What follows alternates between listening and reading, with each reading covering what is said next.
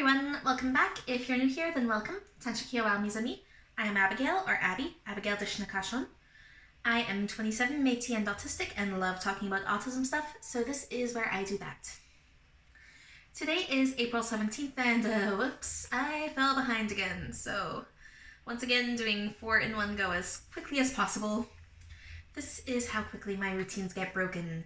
Mess up once, and it's gone. Anyway, prompts were made by myself and my friend Audie Jake. Link to his channel, hopefully in the description if and when I remember.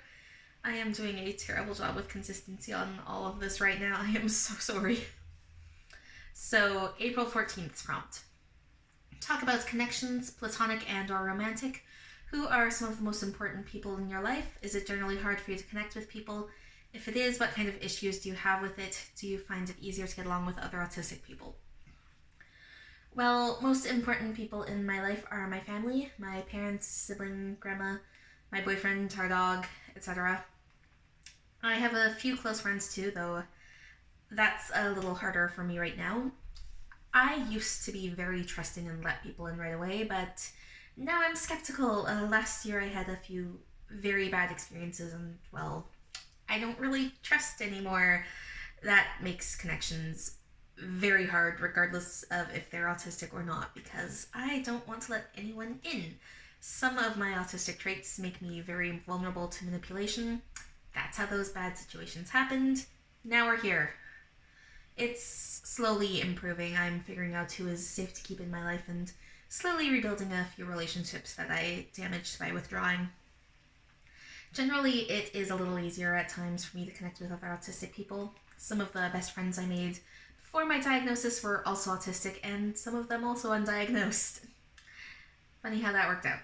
The easiest connections of all, however, are fictional characters, but unfortunately I don't think that's what this prompt is talking about.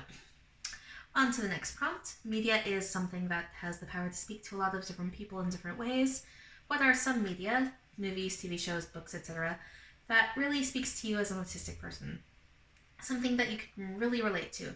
And I wish I hadn't fallen behind because I could go on forever here, probably. Anyway, books were my biggest escape when I was younger. Warrior Cats was a massive special interest for me. I got into that when I was 9 years old, 2004. Oh, that was so long ago now, nearly 20 years. I remember when the forums were big, I was in so many Warrior Cats roleplays online. I wrote fanfics, some of mine got super popular. No, I will not say which ones, you will never know. Lord of the Rings too, the movies as well as books. I could go on and on about Tolkien. Something I've noticed in looking back on what sort of books and shows I was into when I was younger, like Wish Upon a Unicorn, Winx Club, Unicorns of Valinor, is I liked stories where the kid from Earth finds out that they're actually like a fairy princess or something from another world, and that's why they don't really fit in on Earth, which makes sense. Definitely a lot to connect to there. Moving on from that trope though, Frozen, Elsa. I will be returning to my neurodivergent reading of Frozen series at some point, probably. I hope that is the plan. My life's a mess. I love musicals. Music helps me identify my feelings. Same with relating to characters in books and movies and shows. Relating to the characters or themes helps me better analyze what's going on with me internally. And my dog is barking from outside the room. I guess she wants attention right now. Yesterday's prompt, talking about discovering yourself as an autistic person. When did you find out you were autistic? If you were diagnosed, what was that process like? I scrolled too far. Go back. There it is. If you are self-diagnosed, when did you first start to suspect that you could be autistic? How did you feel about it when you first found out compared to how you feel about it now? Have you gotten to a place of acceptance? What does being autistic mean to you? That's a lot, and I've discussed this before, so I'm going to try and do the quickest possible summary. I will probably fail. I was already going through the process of getting reassessed, which I had started because I thought maybe the anxiety and depression had been misdiagnosed and some other mental illness was in there. My dad made a comment about how when I was little, I'd almost been diagnosed with autism, but they made it ADHD instead because I was too high functioning. And that's not how that works, spoiler alert. And so I connected the dots there at the end of my assessment process, which was like 4 appointments over a couple months, one with a family doctor to get the referral, two with a counselor through the hospital, where I filled out those little questionnaires that are like, does my crush like me? Quizzes in teen magazines, only for diagnosable brain things instead. And then one with the person that actually diagnosed me. The autism got confirmed. Immediate reaction was kind of a weird feeling. The whole thing had been super stressful, and there was other stressful stuff going on at the time. Like, I got my diagnosis like 2 weeks after exams for university ended. So brain wasn't all there. I lost my place in my script because I didn't write that part down. Where am I?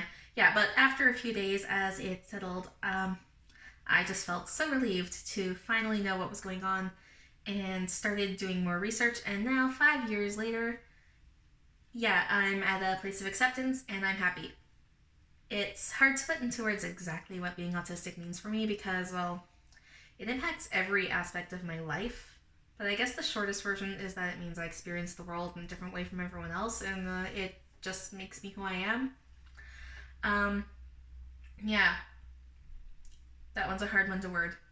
Anyway, last one. Do you prefer fiction, nonfiction, or a mix of both for entertainment?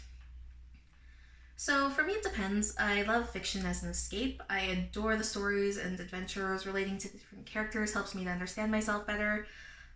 But I also really love documentaries. I love learning things, especially history. I can watch them for hours at a time some days. I kind of go back and forth between the two depending on day and mood. I also really like true crime podcasts sometimes. Yeah. I've actually gotten really into podcasts. Like, I listen to a lot of history ones and also true crime ones. That's not in my script. Where am I in my script now? I lost my place because I went off somewhere else. Yeah. When I can't decide, historical fiction really hits the spot. My boyfriend and I watched The Great on Amazon Prime, both seasons in something like a week. So much of it is fictionalized, but there are little bits of accuracy here and there, and I really enjoyed it. Also part of why I love Les Miserables so much. Back in high school, I got like 97 on an essay for a history class that I did on France in the time period of Les Mis because special interest, but that's a whole other tangent. Clarification, because I'm looking at my script now and realizing, oh, I worded that weird. The history class wasn't on France. It was on history from around the world from this time to this time, and we got to choose where our final essay would be on, and I chose to do France time period of Les Mis. That wasn't the whole class, that's just the essay I did. Anyways, yeah, moving on from that clarification. Also Six the musical, I want to see that live so badly someday. But yes, I adore both fiction and nonfiction, and I love historical fiction because of how it can blend facts in. Anyway, I think that's it for all 4 prompts. My script is 8 pages now, and I just butchered half of this in reciting it. But I am not going to try and record this again. So hopefully I didn't mess up too much. I probably did. I am sorry. Anyways, ending this here. Thank you everyone for watching. Merci pour ton temps. And I will see you in tomorrow's video. If I actually do one tomorrow. Hopefully I do. Because I don't want to keep doing all of them at once.